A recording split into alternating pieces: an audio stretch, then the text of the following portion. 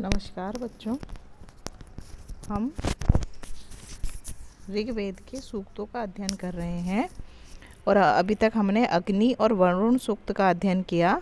आज हम विष्णु सूक्त पढ़ेंगे और विष्णु सूक्त का हम प्रथम मंडल के 154वां सूक्त पढ़ेंगे, जिसमें कि 5 या 6 मंत्र हैं। इसमें विष्णु सूक्त के प्रथम मंडल के 154वें सूक्त में कुल 6 मंत्र हैं। तो हम पहले उस मंत्र को पढ़ने से पहले हम विष्णु सूक्त का थोड़ा सा सामान्य परिचय पढ़ेंगे। विष्णु सूक्त में विष्णु के पराक्रम पूर्ण कार्यों का वर्णन किया गया है और उनके परम पद अर्थात सर्वोच्च लोक का महत्व बताया गया है। विष्णु सूक्त के मंत्रों में वर्णित तथ्य के आधार पर ही पुराणों में वर्णित इस कथा का विकास हुआ कि विष्णु ने अपने वामन अवतार में अपने 3 डगों में ही 3 लोकों को नाप डाला था। जो हम किंवदंतियों में सुनते ही हैं कि विष्णु ने वामन अवतार लिया था और राजा बलि का घमंड दूर करने के लिए उन्होंने 3 पग में पूरे लोक को नाप कर तीसरा पग उस बलि के सिर पर रखा था। इसी से उनका नाम त्रिविक्रम पड़ा था। तो इस कथा का वर्णन भी हम इस सूक्त में, इस मंत्रों में पढ़ेंगे। उसके अतिरिक्त विष्णु जो है सर्वोच्च स्थलों अर्थात ऊंचे पर्वत शिखरों आदि घने भयानक वनों में विचरण करते हुए अपने पराक्रम के लिए जाने जाते हैं। यह भी, इसका वर्णन भी हम पढ़ेंगे। और उनका लोक विष्णु लोक अथवा वैकुंठ लोक के नाम से जाना जाता है, जहाँ पर कि अमृत तत्व विद्यमान रहता है और यह अमृत तत्व भोग्य सामग्री से सदैव संपन्न रहता है। वहाँ के सभी निवासी उन दिव्य भोगों से पूर्णतः संतृप्त रहते हैं, हमेशा तृप्त रहते हैं। और विष्णु भक्त वैष्णवों की अभिलाषा को पूरा करते हैं। विष्णु जो है भक्ति की अवतारणा का बीज इन्हीं विष्णु सूक्तों से विकसित हुआ है। विष्णु भक्ति का जो सूत्रपात है वो यहीं से होता है, जो कि पौराणिक काल में जाके चरम उस पर पहुंचता। पुराणों में जो विष्णु हैं उनकी जो भक्ति का काल है वो यहीं से शुरू होता है। अब देखिए विष्णु मंत्र हम पढ़ना प्रारंभ करते हैं। पहला मंत्र है विष्णु नु कम वीर्याणि प्रवोचम यह पार्थिवानी विममे रजांसी यो अस्कमा भयदुत्तराम सधस्थम विचक्रमाण त्रेधो उरुगाय है। जो उपासक है वह स्वयं के लिए कह रहा है कि मैं जो है वह क्या करता हूँ। विष्णु वीर्याणि प्रवोचात, विष्णु के वीरतापूर्ण कार्यों का मैं कुछ थोड़ा सा ही वर्णन कर पाता हूँ। यह उरुगाय है त्रेधा विचक्रमाण है। यह यानी जिन विष्णु ने उरुगाय तीव्र गति वाले त्रेधा विचक्रमाण है 3 प्रकार के अपने डग से संपूर्ण पृथ्वी को नाप लिया था। संपूर्ण लोकों को पार्थिवानी रजांसी में संपूर्ण भौतिक पदार्थों को, भौतिक लोकों को नाप लिया था। और यह उत्तरम सदस्थम अस्क भयात, और जिन्होंने द्युलोक को स्थिर कर दिया, उन विष्णु के बारे में मैं बहुत थोड़ा सा ही बता पाता हूँ। अर्थात वो कह रहे हैं कि जो विष्णु है वह, उनकी महिमा तो बहुत अधिक है, मैं केवल उनका थोड़ा सा ही वर्णन कर पाता हूँ। फिर कह रहे हैं दूसरे मंत्र में प्रतद विष्णु स्तवते वीर्याणि मृगो न भीमः कुचरो गृष्ठाः यश उरुषु त्रिषु विक्रमेणेषु अधिक्षयन्ति भुवनानि विश्वाः। उन विष्णु के बारे में कह रहे हैं कि भीम यानी भयानक, मृग है यानी चरने वाले पशु के समान, न कुचर है गृष्टाः भयानक वन में चरने वाले पशु के समान पर्वत पर स्थित विष्णु।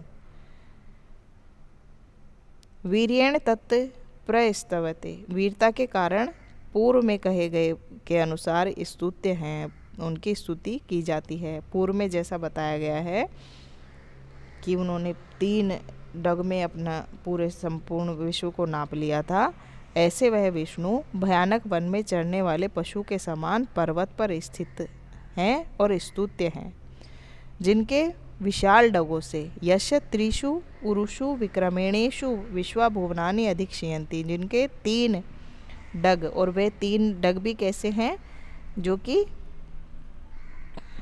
विक्रमणेषु यानी कि पाद पैरों के क्षेपों से संपूर्ण विश्व को नाप लिया था, ऐसे वह विष्णु ऊंचे पर्वत पर स्थित रहते हैं, ये कहना चाह रहे हैं इसमें।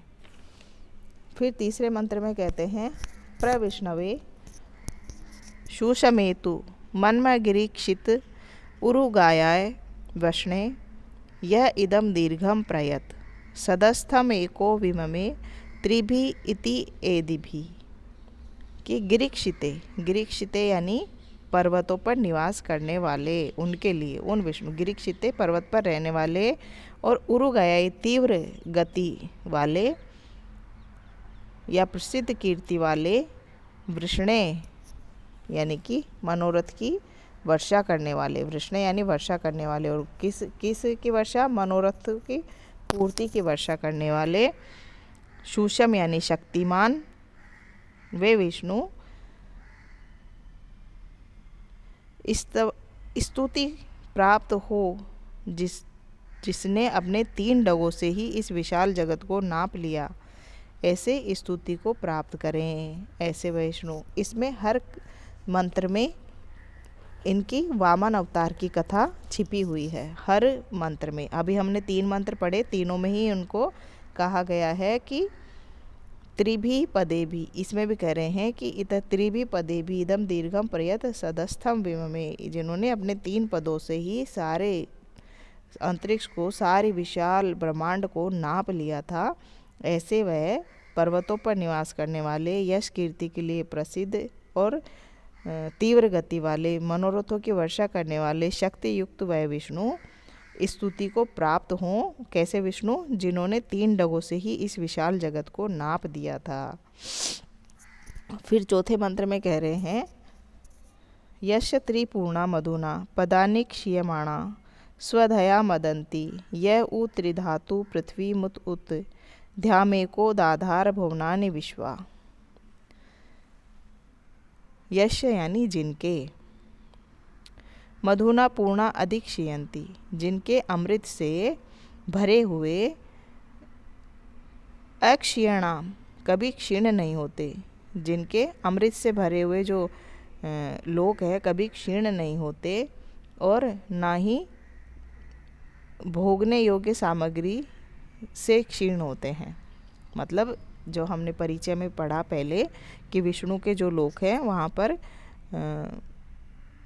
भोग करने योग्य अमृत तत्व है, और पुष्टि देने वाले भोग सामग्री भी वहाँ पर है। तो उसी भोग सामग्री और अमृत तत्व के लिए कह रहे हैं कि जिनके अमृत से भरे हुए कभी भी क्षीण नहीं होते लोक, और जो भोगने योग्य सामग्री से प्रसन्न होते रहते हैं, और जो अकेले ही 3 प्रकार से पृथ्वी, द्युलोक और संपूर्ण लोकों को धारण कर लेते हैं, ऐसे वह विष्णु की महिमा का इसमें वर्णन किया गया है कि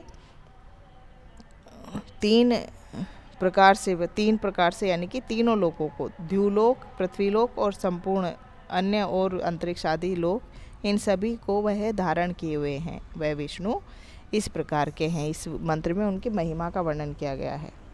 फिर 5वां मंत्र है तदस्य प्रियम अभिपाथो यश्याम नरो यत्र देवयवो मदंती उरुक्रमस्य स ही बंधु इत्या विष्णु पदे परमे मध्व उत्सह, कि इन यश यानी इनके, इन विष्णु के उस प्रियम यानी रमणीय लोक को, जहाँ पर कि यत्र यानी जहाँ, जिस लोक में देव को अपना बनाने के इच्छुक मनुष्य मदंती आनंद से मतवाले हुए रहते हैं, और विष्णु परमे पदे मध्व उत्स ही उरुक्रमस्य इत्या बंधु, और विष्णु के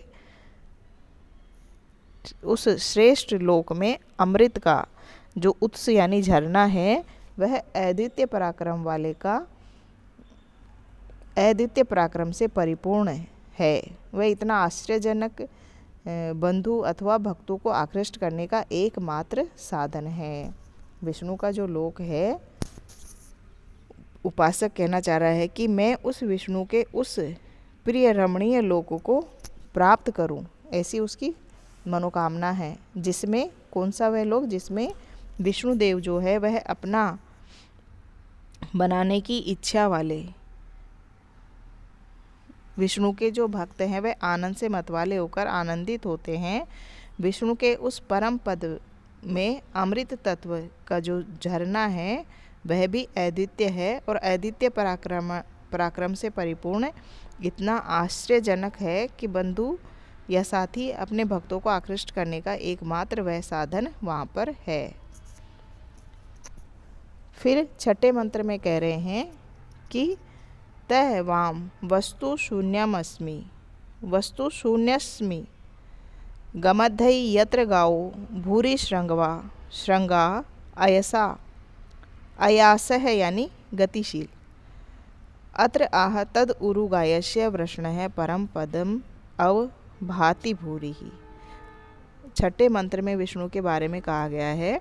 विष्णु और इंद्र इन दोनों को संयुक्त रूप से कहा गया है। तम वाम द्वितीय विभक्ति होने के कारण कह रहे हैं।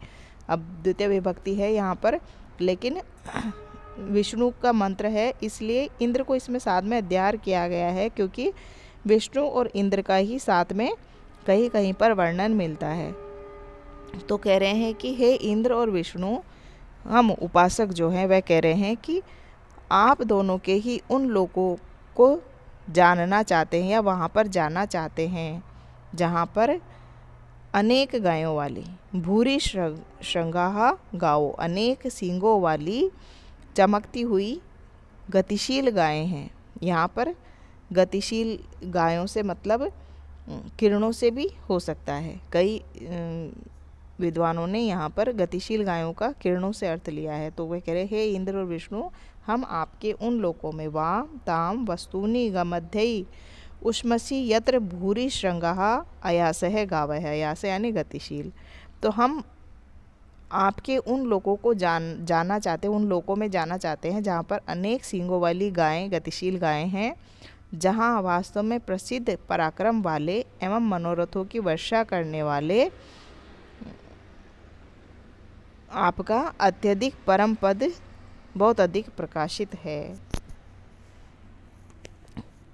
उरुगायस्य वृष्ण है यानी कि गतिशील वर्षा करने वाला, यानी कि मनोरथों की वर्षा, जहाँ पर सारे मनोरथ पूर्ण हो जाएं, ऐसे उस परम पद में हम जाना चाहते हैं जो बहुत ही प्रकाशित होता रहता है। विष्णु लोक, वैकुंठ लोक को प्राप्त करने की उपासक की यहाँ पर अभिलाषा है कि मैं उस लोक को प्राप्त करूँ जो बहुत ही चमकदार है, बहुत ही प्रकाशित होता रहता है, जहाँ पर अमृत तत्व है और जहाँ पर सभी प्रकार की मनोरथों की पूर्ति होती है। मैं आपके उस लोक को प्राप्त करना चाहता हूँ। तो इस प्रकार विष्णु सूक्त का जो हमने प्रथम मंडल का 154वां सूक्त पढ़ा, उसमें केवल 6 मंत्र हैं।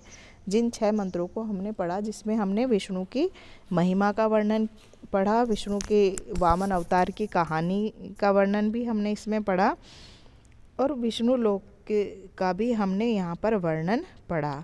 तो इस प्रकार विष्णु सूक्त में हमने ये 6 मंत्र पढ़ते हुए विष्णु की महिमा का वर्णन पढ़ा। अब इसके आगे बच्चों हम इंद्र सूक्त आगे की कक्षा में प्रारंभ करेंगे।